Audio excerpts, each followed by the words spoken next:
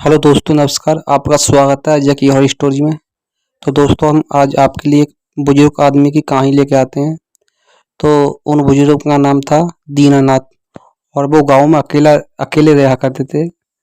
उनके बाल बच्चे सब शहर में रहा करते थे, वहीं नौकरी वगैरह खाया करते थे। और वो अकेले थे और उनका शहर में मन नहीं लगता था, इसलिए वो गांव में ही अपनी ज़िंदगी गुजार रहे थे। तो एक दिन की बात है, वो उनका एक मित्र था।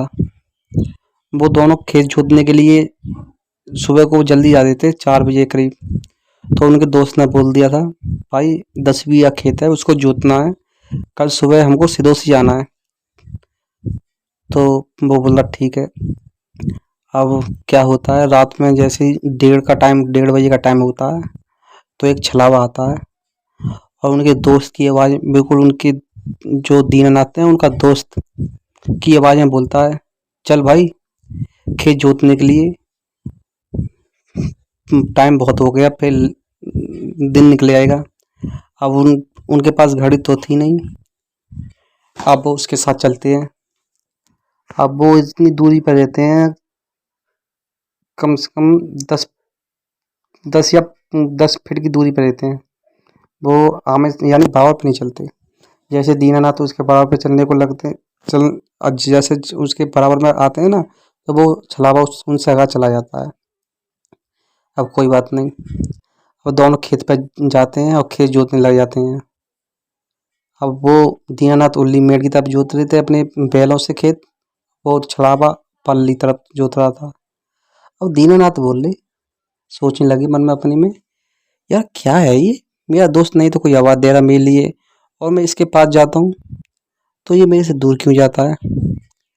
तो कोई बात नहीं, फिर दीनानाथ बोलते हैं, यार रमेश, मेरे लिए एक बीड़ी पिला दे यार, बीड़ी लेके नहीं आया मैं। अब वो छलावा बोलता है, तुझे बीड़ी चाहिए ना? हाँ, रुक जा आता हूँ।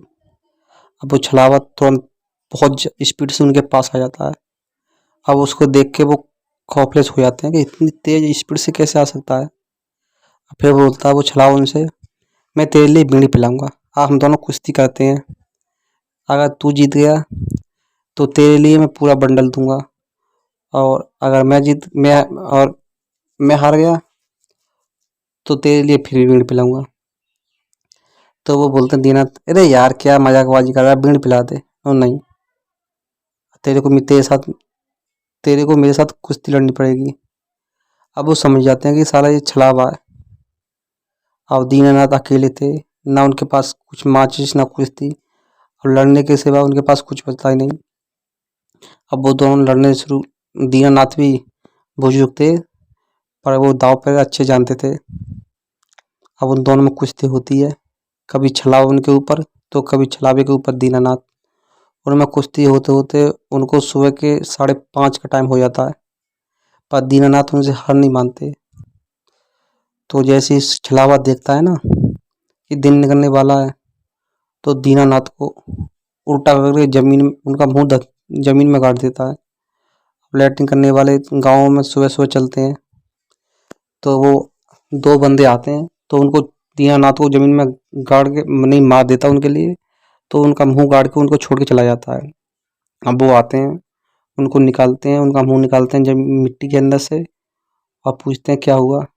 तो बोलते हैं दीनानाथ कि मेरे दोस्त का रूप लेकर आया था, और हम दोनों पूरी रात हमने खेत जोता है, और फिर मेरे से बोल रहा था कुश्ती लड़, और खेत जोता तो कुछ नहीं, यानी दीनानाथ ने जोता उतना ही खेत जुता हुआ था, पल्ली तरफ कुछ नहीं जुता हुआ था। और दीनानाथ को लग रहा था रात में कि खेत बराबर जुत रहा है। तो वो दीनानाथ को लेके गांव जाते हैं, उनको वैद्य जी को दिखाते हैं, और तांत्रिक वगैरह को भी दिखाते हैं। तो झाड़ फूँक होती है, अब वो सही हो जाते हैं और गाँव में रहने लगते हैं। अगर दोस्तों हमारी वीडियो अच्छी लगी हो तो लाइक करना, कमेंट करना, हमारे चैनल को सब्सक्राइब करना। हम आपके लिए ऐसी बढ़िया बढ़िया स्टोरी लाते रहेंगे। Thank you.